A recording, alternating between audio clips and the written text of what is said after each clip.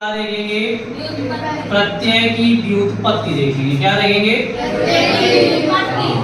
तो प्रत्यय नामक शब्द कैसे बना है? प्रतिधन आय से। यानी अगर प्रत्यय नामक शब्द को तोड़ेंगे हमको दो शब्द मिलेगा, प्रतिधन आय मिलेगा। प्रति का अर्थ क्या होता है? साथ किंतु बाद में। साथ साथ किंतु बाद में। आय का अर्थ क्या होता है? चलने वाला। अब अगर हम प्रत्यय का शाब्दिक अर्थ देखें तो पूरा अर्थ क्या निकला?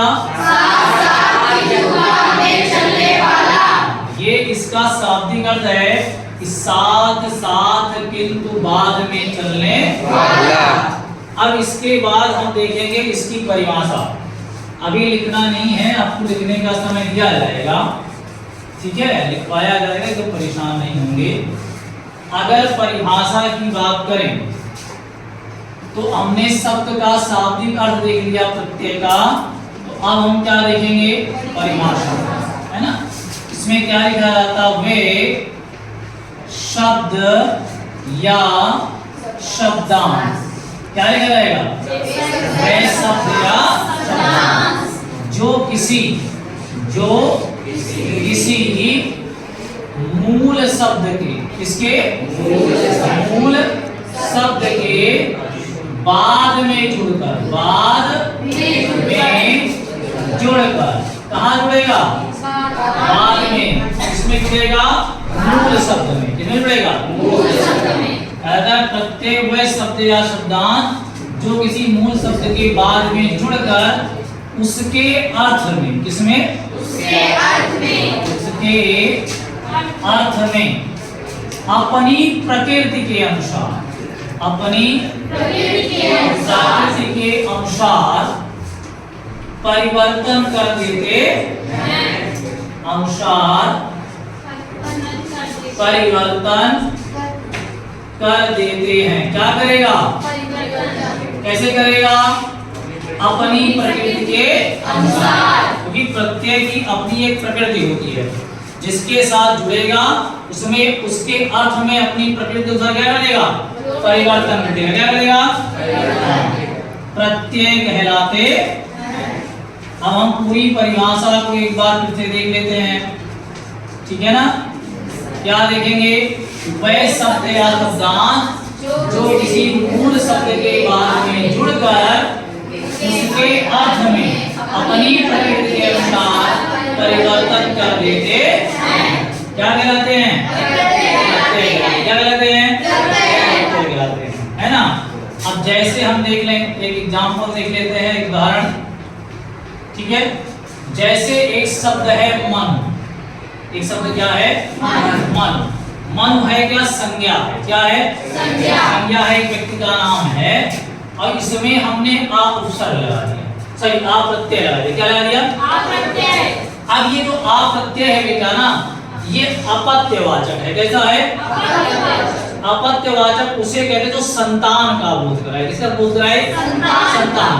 तो जब हमने मन में आ लगाया तो बराबर मानव बन गया। क्या बन गया? मानव। अब मानव कौन कहलाएगा? जो मन की संतान है, जो मन की संतान है। जैसे अगर हम पांडु में आ प्रत्यय जोड़ दें तो पांडु एक व्यक्ति का नाम है, आ जो है अपत्यवाचक है, संतान का बोध कराने वाला है। तो जो इससे शब्द बनेगा वो क्या बनेगा? पांडव। पांडव कौन कहलाएगा? जो पांडु के पुत्र है, जो पांडु के पुत्र है ना। तो प्रत्यय किसी शब्द के बाद में जुड़कर उसके अर्थ में अपनी प्रकृति के अनुसार परिवर्तन कर देते, ठीक है। अब हम बात करेंगे प्रत्यय के प्रकार की। पहले हम समझ लेंगे फिर लिखेंगे, ठीक है ना।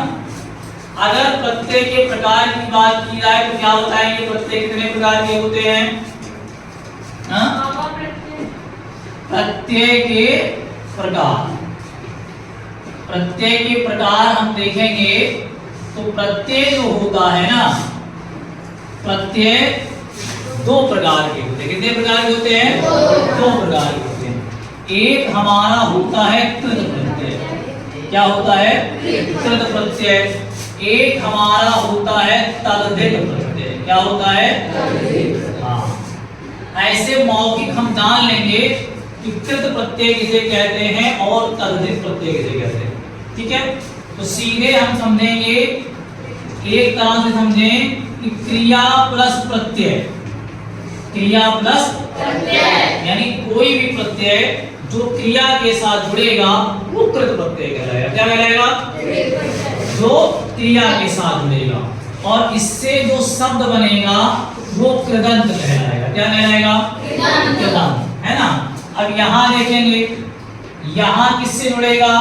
या तो संज्ञा होगा, या तो सर्वनाम होगा, या तो विशेषण होगा, है ना। और प्लस क्या होगा? प्रत्यय होगा। प्लस क्या होगा? प्रत्यय यानी ऐसा प्रत्यय जो संज्ञा, सर्वनाम या विशेषण से जुड़ता है वो तद्धित प्रत्यय कहलाता है। क्या कहलाता है?